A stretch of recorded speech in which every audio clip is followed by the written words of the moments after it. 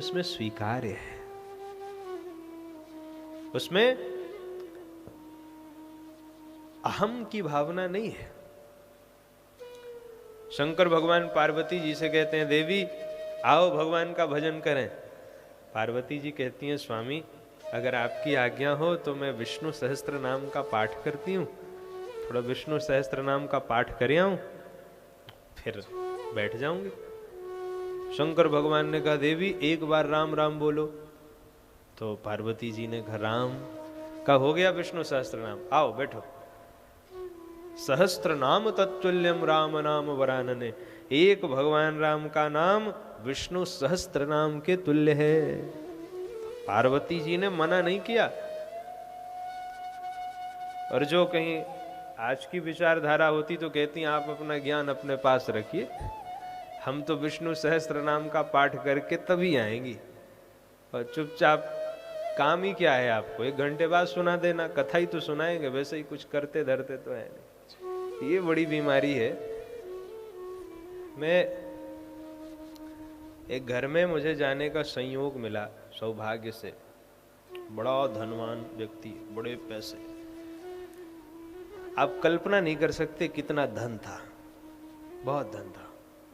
बड़ी बड़ी गाड़ियां, 50 नौकर, और पतिदेव बड़े सीधे साधे थे, पत्नी तो पतिदेव ऊपर से उनके उतर करके आए नीचे। पत्नी खड़ी हो गई, मैं बैठा था, तो पत्नी ने सम्मान दिखाया। मुझे लगा देवी क्या कहना, पति का इतना सम्मान कि पति के आने पे खड़ी हो गई। और उसके बाद जब पत्नी खड़ी हुई और पतिदेव आए बैठे तो वे भी बैठ गए। थोड़ी देर वार्तालाप होती रही। अचानक से बात बात में उनके मुख से क्या निकलता है, बोले अरे सुनो, तुम कुछ नहीं करते तो इसका ये मतलब थोड़ी कि सब निकम्मे हैं, दुनिया में कोई कुछ करता ही नहीं, तुम ऐसे ही बैठे रहते हो दिन भर, इसका ये मतलब थोड़ी संसार में बड़े लोग हैं, मेहनती हैं, मेहनत करते हैं, काम करते हैं। मैं बड़ा आश्चर्यचकित हुआ कि आश्चर्य हद है। अरे करोड़ों करोड़ रुपए की संपत्ति है, करोड़ों रुपए की गाड़ियां हैं, करोड़ों रुपए का बंगला है, 50 नौकर लगे हैं, लेकिन उसके बाद भी क्या कहा जा रहा है कि तुम कुछ नहीं करते तो इसका ये मतलब थोड़ी कि सब निकम्मे ही हैं, ऐसे कुछ करते नहीं। अब बताओ इसका मतलब क्या हुआ?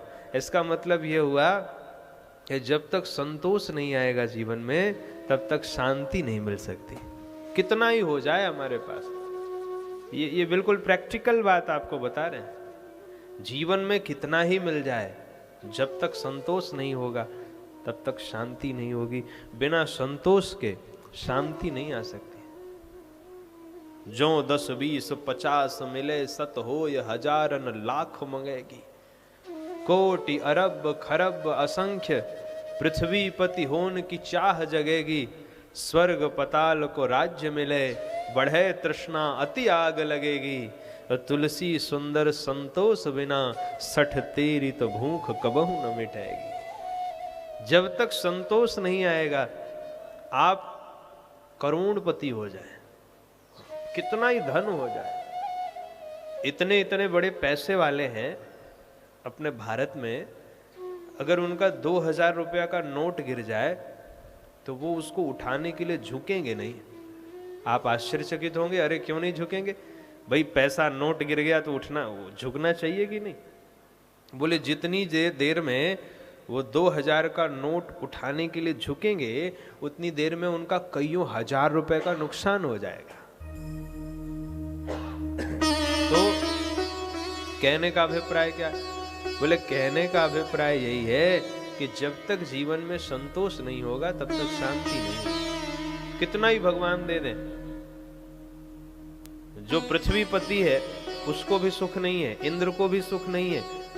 पृथ्वीपति चाहता है कि स्वर्ग का राज्य मिल जाए, पाताल का राज्य मिल जाए, तो किसी को सुख केवल संतोष से मिलता है। इसलिए कभी भी जीवन में कपट व्यवहार न हो। भगवान शिव और माता पार्वती का दाम्पत्य जीवन कितना सुखमय है, आप देखिए, बड़ा सुखमय जीवन है। क्यों? क्योंकि उनके मध्य संवाद होता है, उनके मध्य विवाद नहीं होता है, उनके मध्य संवाद होता है, उनके मध्य चर्चा होती है, उनके मध्य बातचीत होती है। हर समस्या का समाधान निकालने के लिए उनके मध्य संवाद होता है।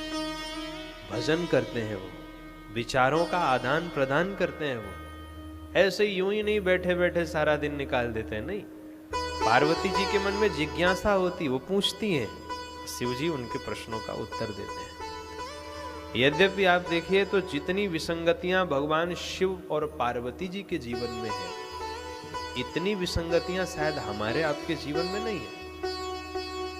हम लोग तो एक ही दुख से दुखी हो जाते हैं।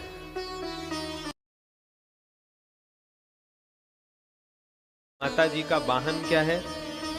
पार्वती मैया का वाहन है सिंह। और भोले बाबा का वाहन क्या है? भोले बाबा का वाहन है नंदी बैल की सवारी। बताइए, बैल और सिंह विपरीत स्वभाव वाले हैं कि नहीं? अगर सिंह बैल को देख ले तो क्या करेगा? प्राण ले लेगा। लेकिन दो विपरीत स्वभाव वाले व्यक्ति एक जगह रह रहे हैं कि नहीं? बैल भी रह रहा है और सिंह भी रह रहा है। अच्छा, गणेश जी का वाहन क्या है? चूहा। और कार्तिकेय जी का वाहन, और भगवान शिव के गले में सांप। अगर चूहे को देख ले क्या करेगा? आरती करेगा। बोले सांप चूहे को देख ले तो देखते ही निकल जाएगा। और मोर अगर सर्प को देख ले तो मोर सर्प का आहार कर लेगा। परस्पर तीनों विपरीत स्वभाव वाले हैं, चूहा सर्प, लेकिन शांति से रह रहे हैं। मयूर सर्प, लेकिन शांति से रह रहे हैं। या अब भगवान शिव के शरीर में देखिए, भगवान शिव के गले में क्या है? विष। और भाल पे चंद्रमा है, चंद्रमा में क्या है? अमृत। भोले बाबा के शरीर में विष भी है, अमृत भी है। तीसरे नेत्र में क्या है? अग्नि। और गंगा जी की धारा उनके शीश से प्रवाहित हो रही है। तो शंकर भगवान के शरीर में पानी भी है, आग भी है। शंकर भगवान के शरीर में विष भी है, अमृत भी है। शंकर जी के पास भूत भी है, भभूत भी है। भभूत को देख के भूत भाग जाता है। पूत भी है, पूत भी है, भूत भी है, भभूत भी है। पूत माने बेटा। बेटे को डराना हो तो माताएं कहती हैं चुप हो जा बेटा, भूत आ जाएगा। तो वहां तो बेटा भी है, भूत भी है, भभूत भी है। इतनी सारी विसंगतियों के बावजूद कभी ये सुनने में आया कि शेर ने बैल पर हमला किया, कभी ये सुनने में आया कि सांप ने चूहे को खा लिया, कभी नहीं। क्यों? क्योंकि सबका स्वभाव बदल चुका है। कैसे बदला? भगवान शिव राम कथा गाते हैं, पार्वती माता बैठ के सुनती हैं, तो उनके पूरे परिवार का जो स्वभाव है वह सब उनके अनुकूल हो गया है। उनके घर में झगड़ा नहीं होता, उनके घर में विवाद नहीं होता, उनके घर में संवाद होता है, उनके घर में आनंद होता है। तो जिसके घर में हरि चर्चा होती है उसके घर में सुख शांति होती है। इसलिए पति पत्नी को जो बातें हैं जैसी हैं कह देना चाहिए।